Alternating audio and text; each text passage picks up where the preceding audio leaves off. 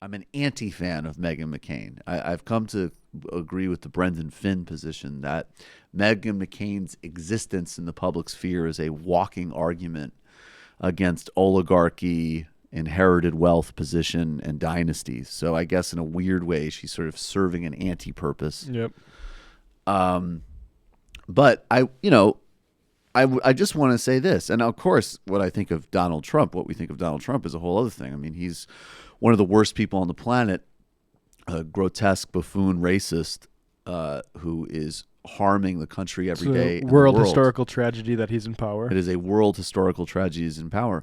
But I will say this, and this I guess also implicates, we're going to actually, this is a teaser for some stuff we might be doing tomorrow possibly, but I know there's a lot of atheists on this show. I know there's a lot of people who don't believe in the non-material world. I'm agnostic on these things, but I will say if John McCain is in any capacity still bothering Donald Trump, he should stop. And, because it's enough. The fact that Donald Trump needs to come out here and speak about John McCain. I don't know. Is it because Donald Trump is a milk brain who can never let go of a grudge? Is it because Donald Trump is so out of it that he thinks John McCain is still alive? Or is there some, way that we can't speculate that maybe Donald Trump is actually still being bothered by John McCain? We really don't know. But whatever it is, it needs to stop. This is Donald Trump yesterday taking the very much not with us anymore John McCain to task. And I got to say, frankly, I think he has a point. I endorsed him at his request, and I gave him the kind of funeral that he wanted, which as president, I had to approve. I don't care about this. I didn't get thank you. That's okay. We sent him on the way, but I wasn't a fan of John McCain. So now what we could say is, now we're all set. I don't think I have to answer that question, but the press keeps, what do you think of McCain? What do you think? Not my kind of guy, but some people like him, and I think that's great.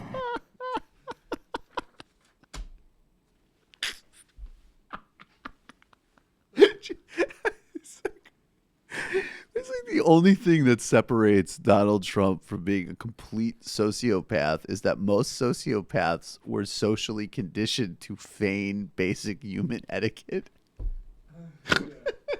Well, yeah. It's like you're not supposed to say that. But you don't. That guy. If you're born really wealthy, you'd never have to learn that stuff. It's not. There's not the selective pressure on you to learn that. That's true. I'm trying to find it. I think Jake Tapper might have deleted a tweet, but he had a tweet about how like one of his veteran sources was texting him and he was like, "How could? Isn't there any Republican going to stand up to this? How can this day hurts my soul?" And it's the point is like Jake Tapper is like, you shouldn't be just passing that tweet along or that text along through tweet. You should be wondering why one of your viewers, especially one that has your number, is so confused about what to expect from the Republican Party. Right. That text should be, "Oh my God, I'm totally incompetent and not doing my job. I'm on TV, I'm on national cable every single day talking and pontificating for hours and doing my serious concerned face, and somehow you have still not conveyed to your viewers that the Republican Party will never." I mean, there was like, with Ben Sass voting for the border wall emergency thing, right?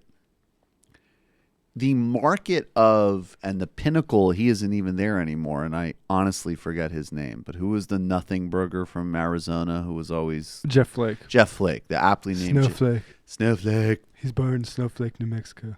Literally. Literally? Yeah. That's great. The aptly named Jeff Flake.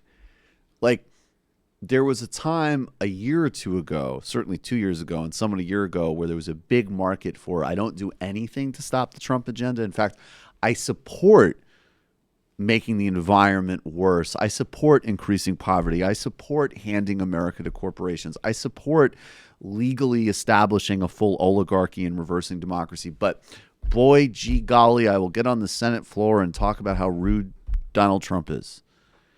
And now you see with Ben Sass, Ben Sass, he had an opportunity to cast a little bit of a vote there, and because he's the whole mantle of, I'm so concerned about this, and we're not all a bunch of friggin' racists, went on to him. And there ain't a market for that anymore. So if Jake Tapper can't even follow the trend of a lot of people pretending to disassociate with Trump while voting with Trump all the time, or 99% of the time, or 90% of the time, this was the moment where, you've just fallen into a complete and utter, oh, this is great. Just total, not only irrelevant, I mean, just pure incompetence.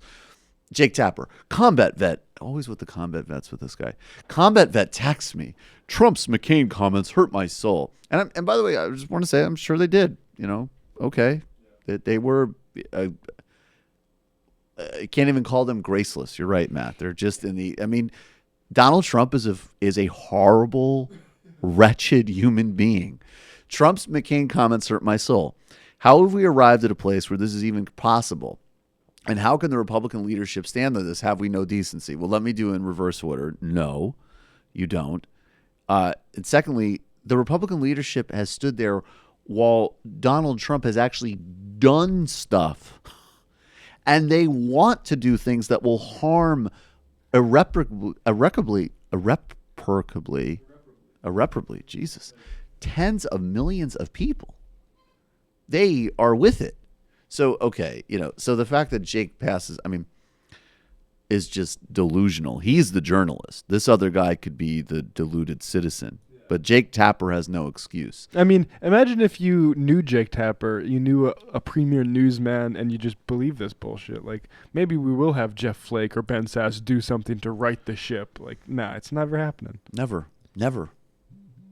I think the nice little side story here is that reports are that Johnny Isakson and Mitt Romney have been the ones who said, "This is wrong, sir. How dare you? Have you no decency?" Oh, great. And meanwhile, John McCain's best friend, his little buddy, Lindsey Graham's kicking off his 2020 campaign with Mike Pence in South Carolina, and everyone's asking him what's going on. And he's like, he can't say anything because he doesn't want to get primaried. Times, you gotta keep moving with there ain't no loyalty in this game.